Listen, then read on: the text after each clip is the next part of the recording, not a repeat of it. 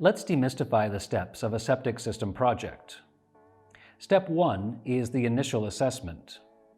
We check if the project is a new installation or an upgrade. We also ask how many bedrooms are in the residence. Step 2 is the site assessment. A septic designer checks your site's topography, soil permeability, groundwater levels, rock layers, and the location of your well. These details define the area available for a septic system. Step 3 is the system design. A septic designer or engineer designs a plan and gives you product options with cost estimates. Step 4 is the permit application. An installer gives you a quote for construction costs.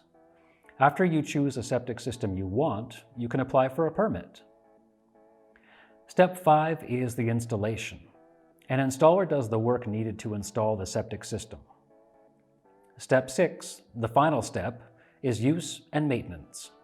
Regular maintenance maximizes the lifespan of your septic system, and it ensures that it treats wastewater effectively.